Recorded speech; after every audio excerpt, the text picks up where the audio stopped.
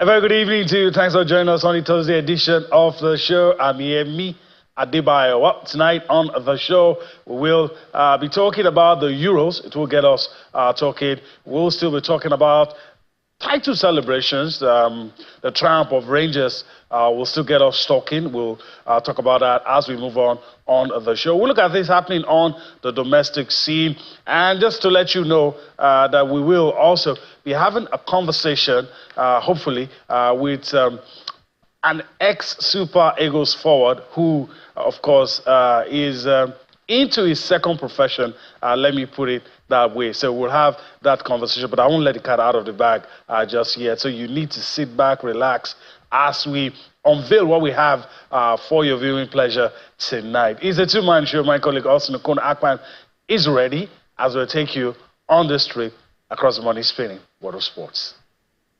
Sporting greetings to you, Yemi, and of course everyone joining us on the show tonight. I'm super duper excited to be on the show tonight because beautiful things are happening in our world of sports, from the Euros to the conversations we were having about league football development in Nigeria. And then today, we will discuss life after football, because this is a very big situation on our hands, Yemi, because we've seen sportsmen, not just football, sportsmen in general, when they finish playing, when they are not active anymore, most of them struggle. So life after football will get our attention tonight. You mentioned it earlier. When we're ready for that conversation, we'll let our viewers know who we'll be talking to. But with the show tonight, I'm so sure somebody will not just have fun talking sports with us, but they will be inspired. Yeah, hopefully they will. All right, let's introduce our guest in the Lagos studio. Bolu Omoni joins us now. Greetings to you, Bolu. Thanks for finding out time to be with us on the show. What a day to be here. There's a lot to pick from.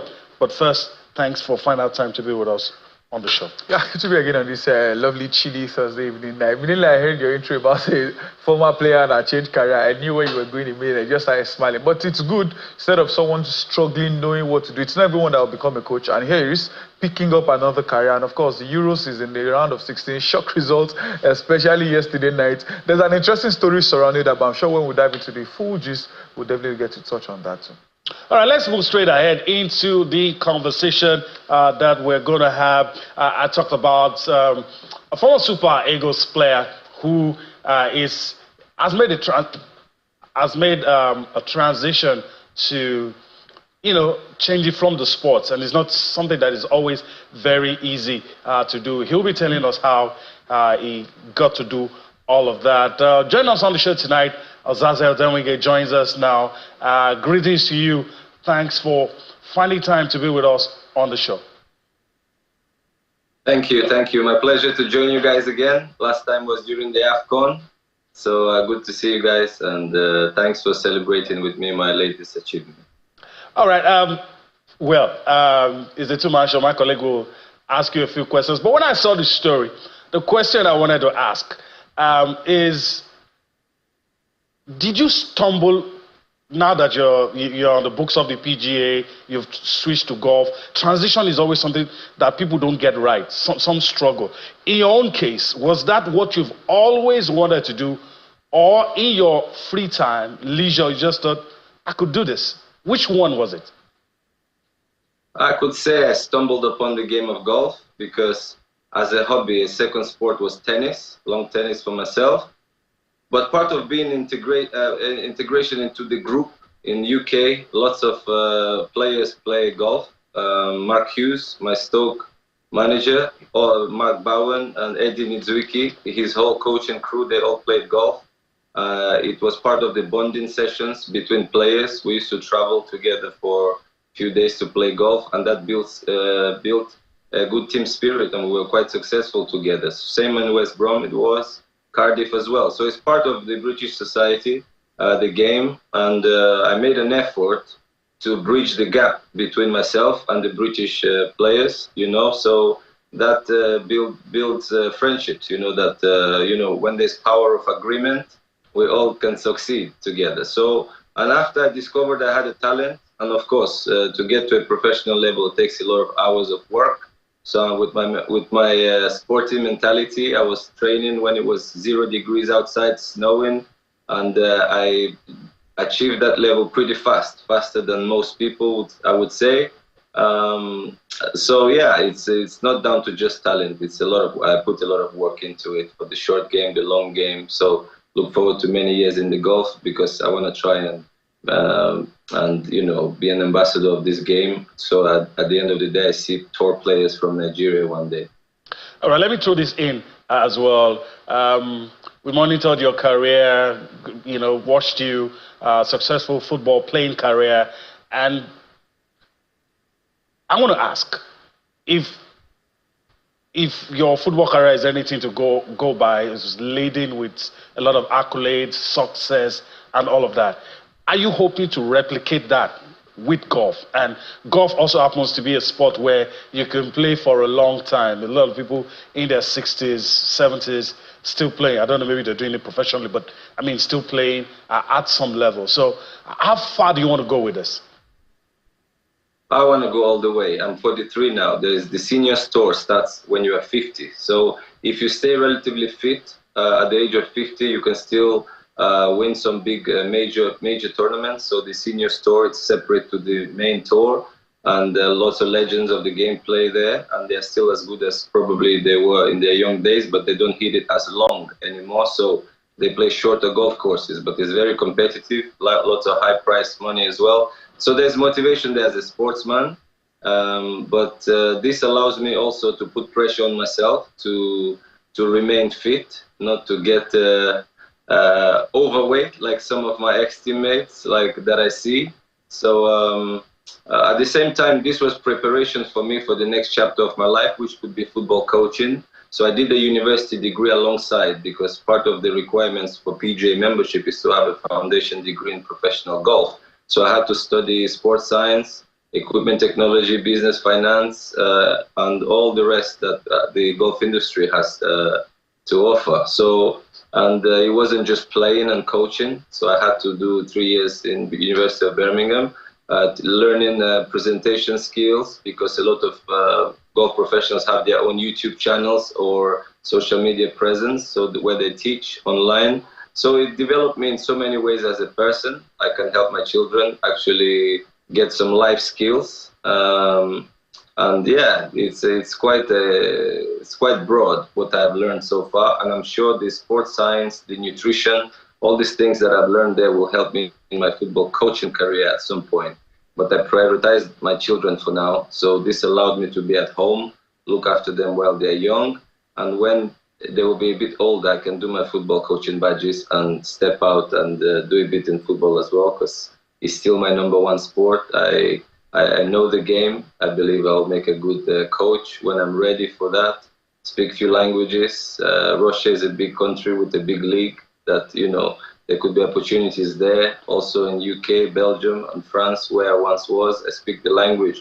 So as I'm journeying on my life journey, I try to pick up as many skills as I can. And that could be languages, that could be any other sport. So there's a joke going around now that I might pick up darts next and become a professional dart player, so or a boxer. But I think it's important to always keep moving. If you want to be a blogger, you learn a lot of words so you can be attractive to your listeners. So there are so many things players can do. But unfortunately, even in the UK, with as much as opportunities there are here, there are lots of players, once they retire, they can't find themselves doing anything else. And few people are impressed actually by me jumping into this. It's obviously not my territory. It's a new sport, totally different vocabulary to what I ever heard before.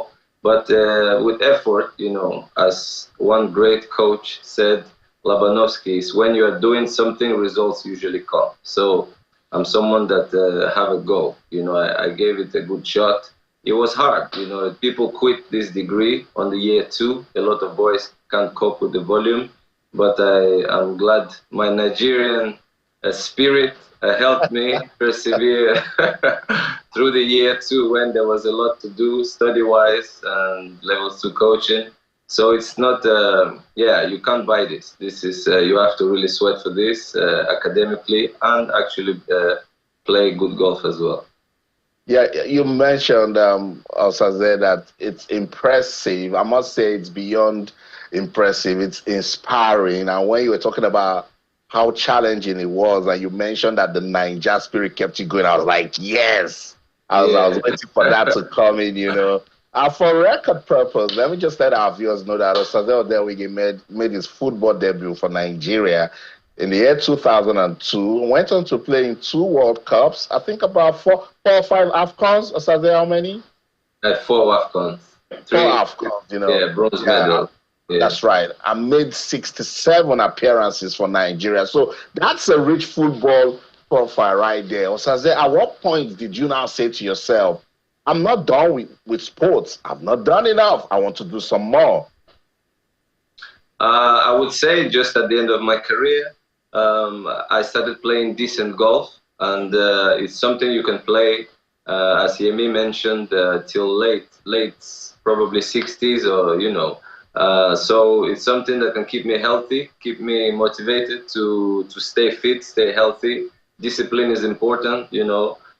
So my lifestyle of a sportsman, go to bed as early as I can sometimes, which we don't do after football. And sleep can be important. But anyway, I put myself out there so that there is demand from myself, so I can ask myself questions and give a good answer. And of course, I can inspire a younger generation of golfers, hopefully families from Nigeria that are here in Europe, back home. Maybe our government could do something about golf development, because it's an Olympic sport now. So the first Olympian to win gold medal is Justin Rose, who is he's a big football fan as well. A lot of golfers like football. And he's the first Olympic champion. He's a British guy in golf. So there are Americans winning it as well. So I believe one day Nigerians will have golfers on the pro tour. But I think we need to do a little bit ourselves to get those, the younger ones, like keen on the sport. And then one day we will see our flag along hundreds of other flags on the TV when they're playing the Masters in America. Awesome. Let's talk about the little tiny bit that you and I can do. I'm in the media. Mine is to put it out there. Osaze is now the pro golfer and has got influence. What are your plans to take this sport back home? That's golf now. You mentioned the government. How do you intend to see ways you can contribute to develop sport and golf in Nigeria? So first of all, the PGA is a big organization with a lot of support from corporations. So they're a wealthy organization. They do a lot in Asia, in China. So when I started this degree, they said to me they're going to assist me in whatever way they can in the future once I'm done with the degree. So I'm going to have a chat with them as well. There is in Malta, somebody is doing something like this in Malta to develop golf. So there is already a few models here and there, but not just Nigeria. I think the African continent have only few tour elite golfers from South Africa. There is nothing in North Africa, in West Africa. So it's something that I don't think sounds good, because, you know, golf needs the sunshine and we have enough of it. So. And I think facilities for academies is not really building golf courses. It can just be an academy of driving range with even artificial grass, few sand bunkers. So it's not too expensive to set up something. Hopefully one day I'll be able to do that. So first of all is to create the awareness. There are a few golf courses, obviously, in Nigeria. There are families who the dads play. Maybe now the kids will want to play, and that's how it starts. You know, there was a day my dad took me to a football stadium, and I said to him, "Daddy, I want to be a footballer."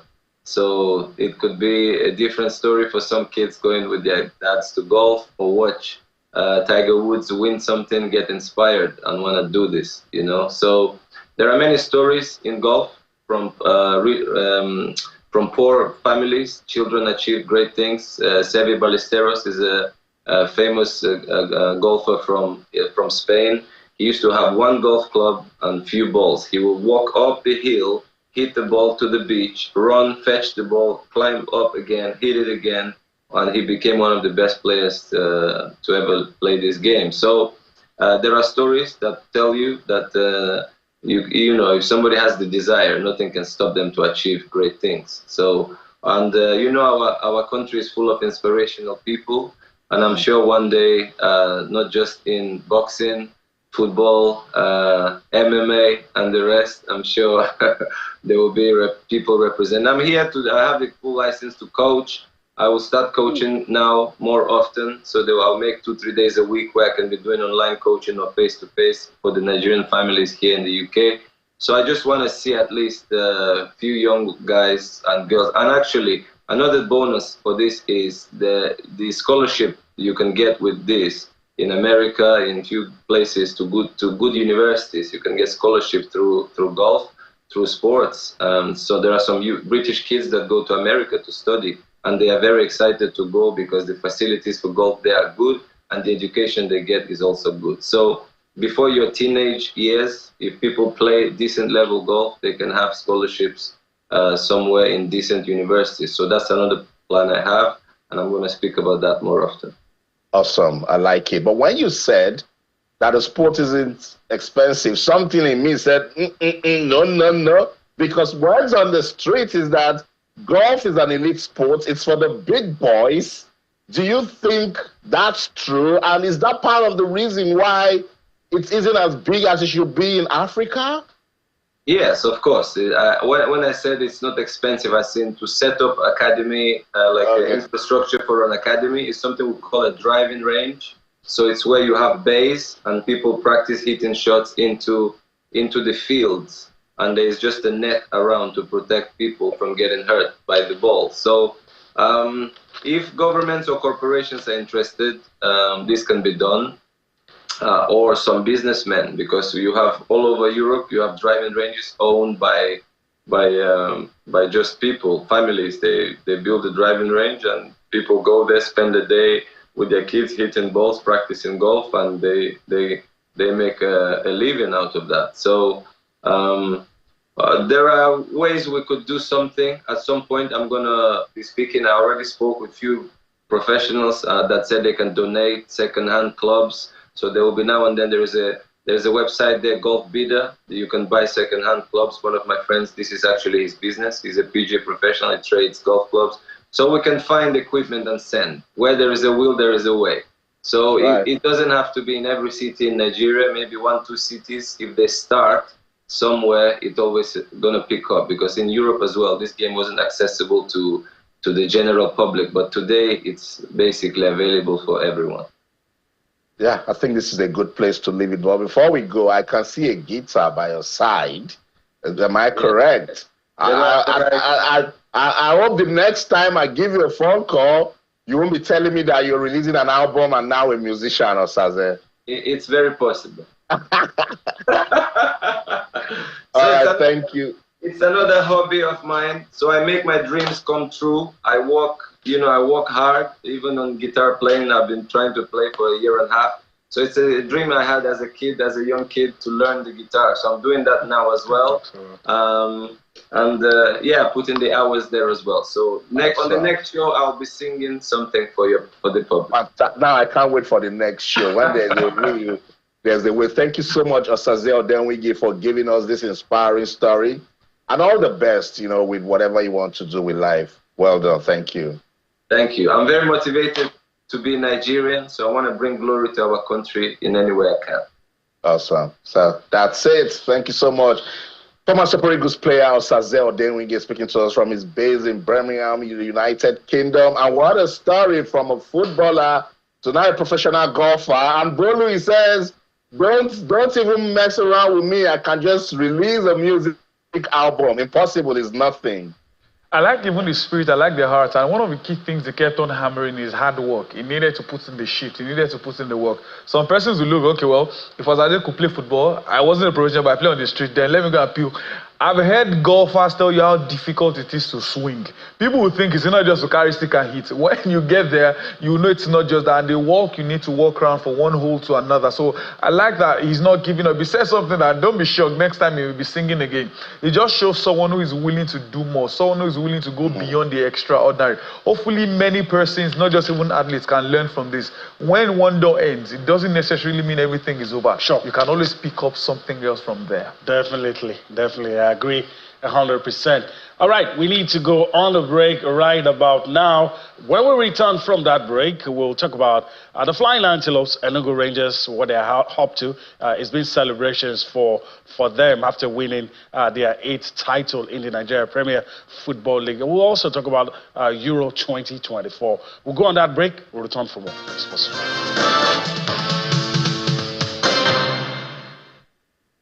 Welcome back. Let's talk football on the domestic scene. After they just concluded Nigeria Premier Football League 2023-2024 season, official sponsors of the Flying Antelope, that's Rangers, AfriInvest West Africa Limited, says they're impressed with what has happened with Rangers, their run till winning the title. They intend to do more for Rangers and see Rangers grow in stature and also do well in the CAF Champions League. Let's allow you to view a report put together on the press conference they held after Rangers were officially crowned the winners of the 2023-2024 NPFL season. Moments after getting crowned as champions of Nigeria Premier Football League, official sponsors of Rangers International Football Club, AfriInvest, put together a press conference to talk about the performance of the team and to also unveil the trophy to the fans and football lovers in the state. The Chief Executive Officer of AfriInvest, Ike Chioke, Rangers General Manager Amobi Ezeaku, and the Commissioner for Sports, Lloyd Ekweremadu, are here for the event.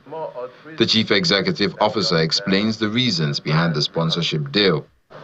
From AfriInvest's point of view, it wasn't really just an opportunity to put our brand and logo in the front of a venerable football team like Rangers. We saw it more from the point of view of, if you look at the challenges of Nigeria, the macroeconomic indices, with a country of 200 million people, over 65% of Nigerians are below the age of 35 years. And so Nigeria is essentially a youth population. With massive unemployment, it means that a lot of young men and women are unemployed. And with all the structural problems of inflation, high exchange rate, rampaging tariff in electricity, cost of living crisis, and people struggling to get along. So we felt that as a company, we needed to come in a disruptive manner to do something that will support the youth of Nigeria. He expresses satisfaction with the performance of the club this season, commending the manager and the players.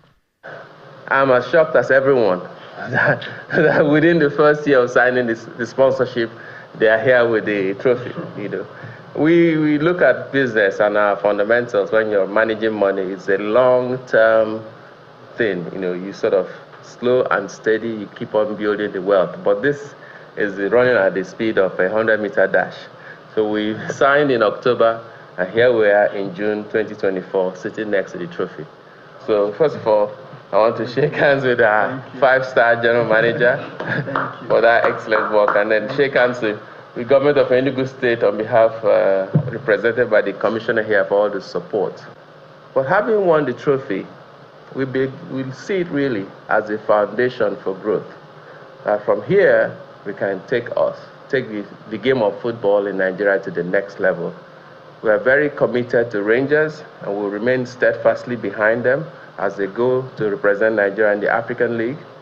But beyond that, we are going to do some really creative things in terms of to show how clubs can be better managed and how the fans of the clubs can also be stakeholders in those clubs. and take their base not just within Nigeria but across the world. The Enugu state government says it will do all it takes to give the Nnamdi Azikiwe Stadium a modern look as the Flying Antelopes compete in the CAF Champions League.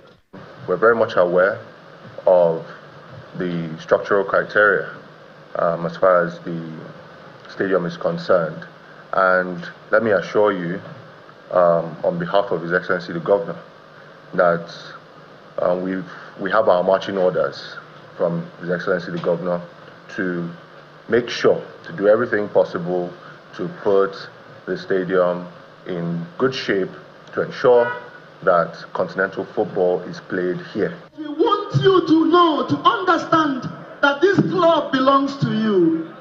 For the next 1 month, the Rangers office will be open to everybody here. Come in, take photos with this trophy. This trophy belongs to all of us. As all stakeholders make fresh commitments to growth and more wins, they also spared time lifting the trophy and taking pictures, creating lasting memories. All right, that's it. Having some lively discussion with Bolu in the studio. And first, I'm happy they have a sponsor. I'm happy the sponsor is saying that's Afrivest, Afrivest, West Africa Limited. I'm happy they have a sponsor. I'm happy the sponsor is committed in the long run. And also talking about inclusion of the fan, giving them mileage. And they're even shocked that just under a year, they're already talking about success. I'm happy, but I'm particularly worried about some of these clubs not building structures that can sustain success.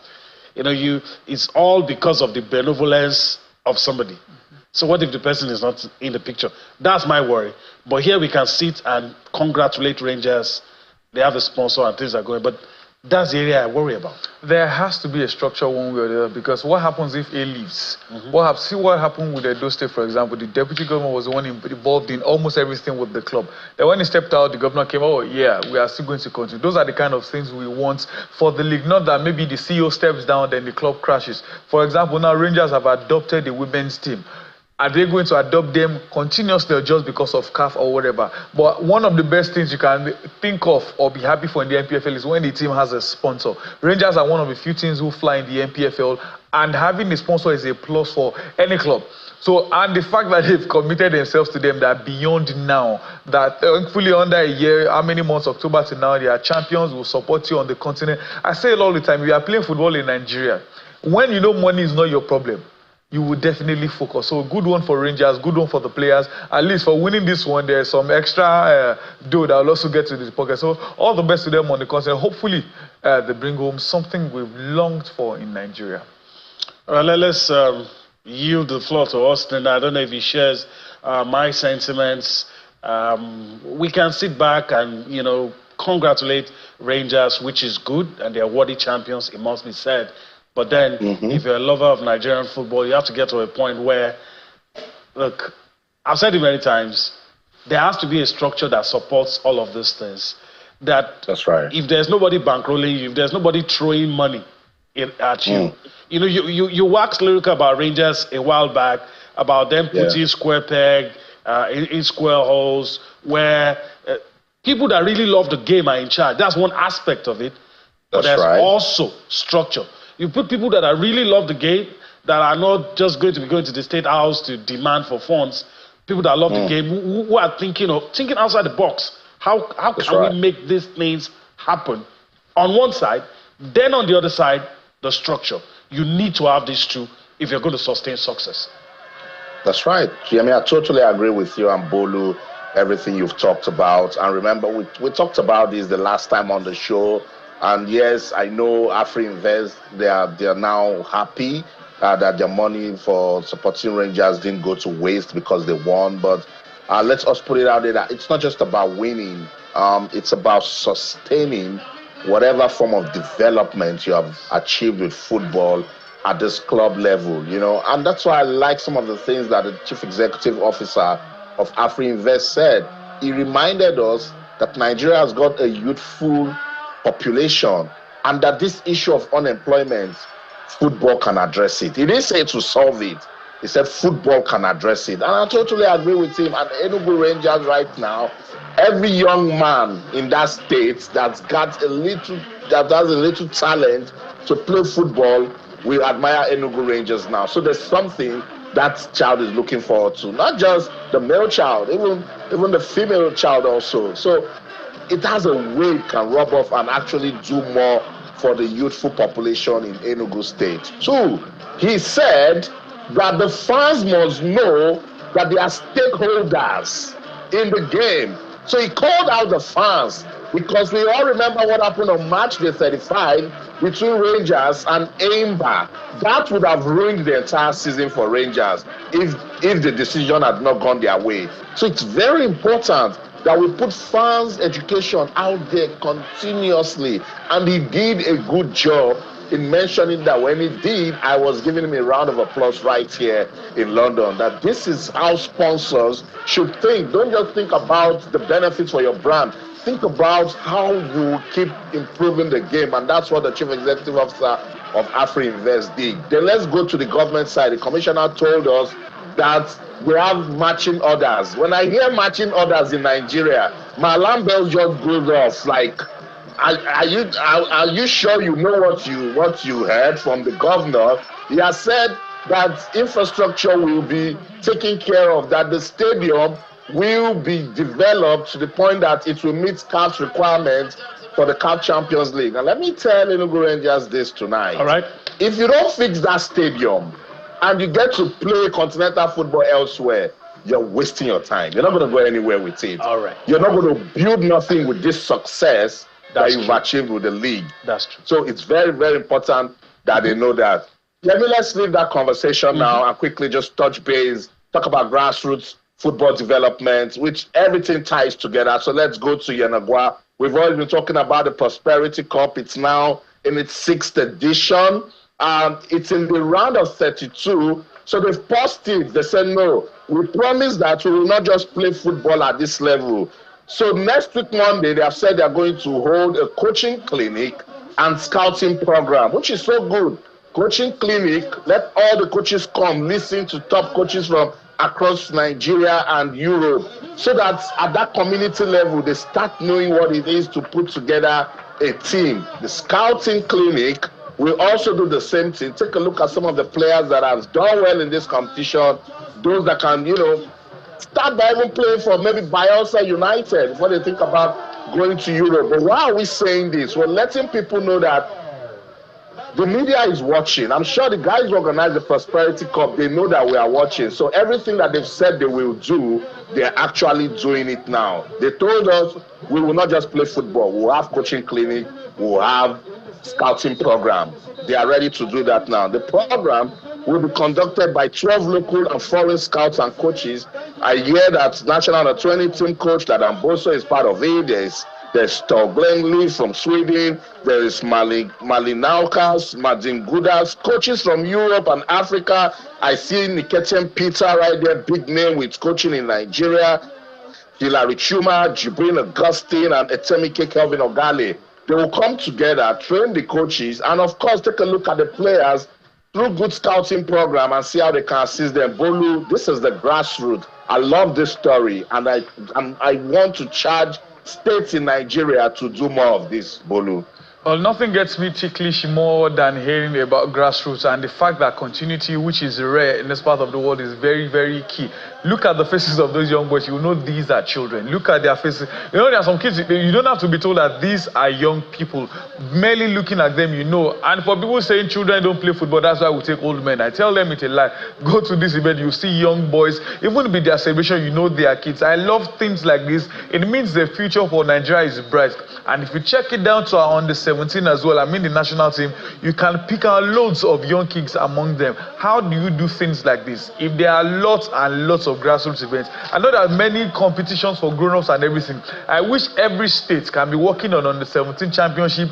All states, under-17, under-15, and they catch them young. We see it in South America, we see it in North America, Europe, everywhere, where you see under-12, under-10 playing proper competition, and you are surprised when they become big boys and become superstars. That is sad any day. So I hope all governors, all sports commissioners, I think we said it here over time, that as much as we call on the NFF, we call them out. State FAs to need to step up and host things like this. Everyone needs to work together to make our football and sports in general work well. All right. I guess that's a good place to let it land. We'll talk about this much later. Let's travel abroad without leaving Lagos. Austin will stay rooted there in London. But I'll go across now and look at this last 16 fixtures. We're pressed for time, but I'm going to do this quick and allow Bolu say a thing or two. Switzerland will take on Italy. That's on Saturday in Berlin, 5 p.m. Nigerian time. The host, Germany, will take on Denmark in Dortmund. It's 8 p.m. also on Saturday. On Sunday, the Three Lions of England will play Slovakia in Gelsenkirchen at 5 p.m. Spain will take on Georgia in Cologne, 8 p.m. on Sunday, June the 30th. Bolu, quick one. Everybody's talking about England. Somebody said, look, they've suffered from everybody. Everybody's picking on them. Your thoughts, how far do you think England can go, especially with the opposition they're facing? I think, first of all, England needs to say a big thank you to Portugal. They could have played Netherlands. If not that Portugal lost the game and Georgia went up and Netherlands moved up.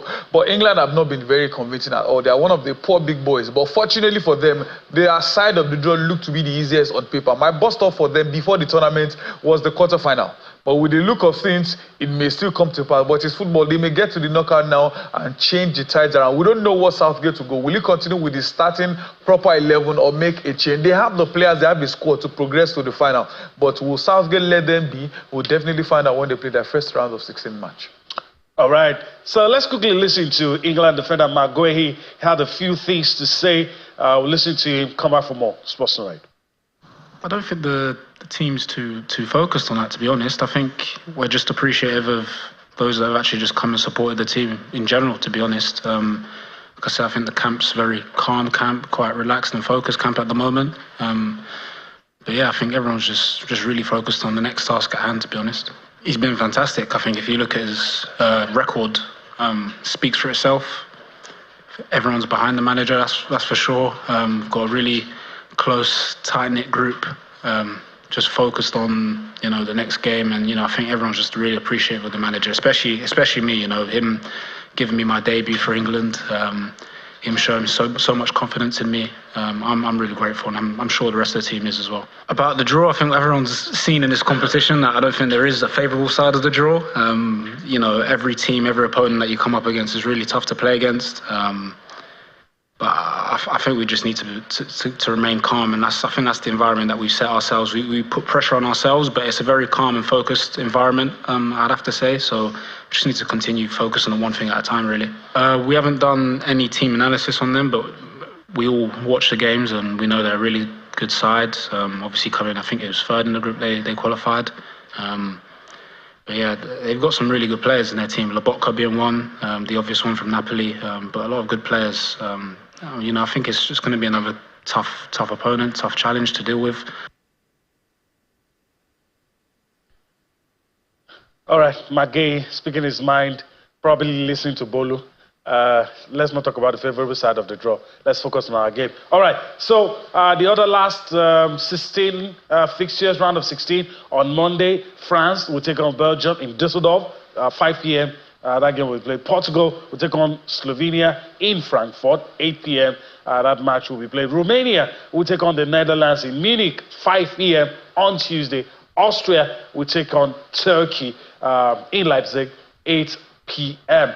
All right, let me yield to Austin now quickly, even though we don't have time, but we have to talk about the debutants against all odds. Georgia surprised us, and they were able to get to the round of 16. How far do you think they can go? It's tough, particularly that they're meeting Spain next, but let's give them their flowers. Yeah, I mean, what a story! I think the team ranked 74th or 76th in the world. Did what they did against Portugal. They didn't just beat Portugal, because people are not understanding. They bust that game. They wanted to prove a point, and they did just that. I watched them in that opening game defeat to Turkey, even at 3-1, that it ended in favor of the Turks. I said this Georgia team showed character. They showed that they could fight. And against Portugal, they just said to themselves that we need to just win this game. They didn't think about a draw. They didn't think about what's going to happen with any other person if they get to, win or lose or draw. They just wanted to beat Portugal. All of them understood that mission. There was a unity of purpose, and they did that. So it's what we've seen at these Euros.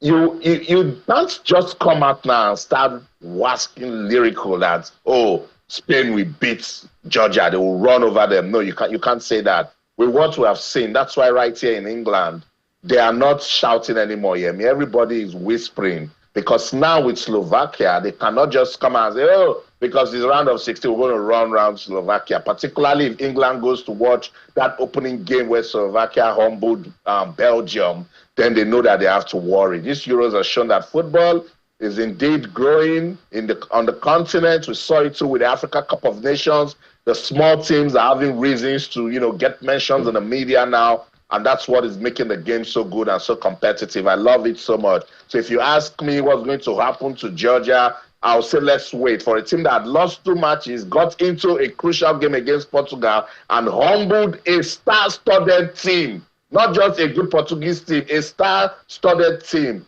Then we should have a close look at that team called Georgia. You know what? Let's listen to the coach of Georgia, and talking points coming right after that game against Portugal and how they've succeeded in making history. The only responsibility we had at the beginning of the competition was to make the Georgian nation proud of their players, and I think we've done it the best way. To be here was already a big challenge. To qualify for the best of 16 was a challenge we were maybe dreaming about, but not thinking it was doable. And but overall, I'm happy because I see a French journalist for the first time, I think, in one of my press conferences. And because we are still so much focused on the competition, I think it's still a bit difficult to realize what we have done.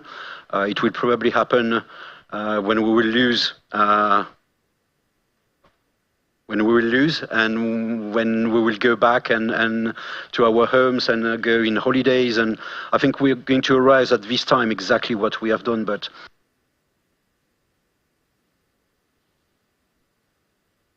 yes, indeed, Georgia should be proud. Right after that first defeat to Turkey, and then they played 1-1 with Czech Republic, you could tell that was the glimmer of hope. They held on to it and gave that historic moment against Portugal. All the best to Georgia as they take on the Spaniards. All right, let me bring Bolu in. It's going to be Spartan short.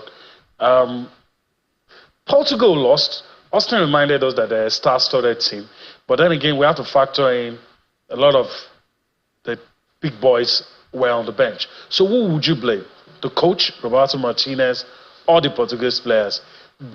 Some of the football fans feel no matter the team Portugal is putting out, they should be beating Georgia. So which was it, the coach or the players? Well, I think first off, only Ronaldo played from their regular 11, but just like you rightly said, irrespective of who Portugal line up against Georgia, they should still pick all three, but at least get a draw in that match. But sometimes the mindset of, irrespective of what happens in that game or the other match, Portugal had already qualified as first in the group. So probably that one, they took their feet off the pedal, whatever. But you still have to give credit to Georgia. They knew what they needed to do, because if Portugal take the foot off the pedal and they didn't do their job, we still won't be talking about them taking us. So they knew the early goal, I think, crushed Portugal completely. The first few seconds, just over a minute into the game, Baratskhelia got the first goal. I think that destabilized the plans and everything Portugal had for that match. And all the talks of, let's try and see if Ronaldo can get his first goal in the competition. It could not happen. It couldn't work. The only good news for Portugal is they already secured a top spot in that group. So no matter what happens, they'll still go. But it was good enough for Georgia to qualify to the next round. A quick response. Do you see them getting past Spain quickly? It had, based on what Spain did in group stage, it's going to be very difficult. But again, it's football, anything can happen. All right, it's football, anything can happen. I guess we've crossed the finish line. That will be after Austin says a thing or two. But let me pass the ball to him. We got to go. I still believe that it was a star-studded Portuguese team that lost to Georgia. Regular goalkeeper Diogo Costa started the game. There was Antonio Silva. Pereira was in defense. Inacio was in defense. Dalot played that match. João Neves was there. Conceição played the match. Paulina played the game, Metro played the game, Cristiano Ronaldo and Yao Felix. Star-studded Portuguese team lost to Georgia. That's the show. In London, I'm Austin Okonakpan. In everything you do, remember, keep talking sports. Bye for now. All right, it's a wrap here. But before I go, I want to quickly thank Bolio Money for his time on the show. Hopefully, we'll do this again some other time. It's so special being on. All right, before we go, we're going to leave you with pictures from Copa America. A lot of interesting things happening in the Copa America. Well, enjoy the rest of your day. I'm Yemi Adebayo. We'll see you tomorrow.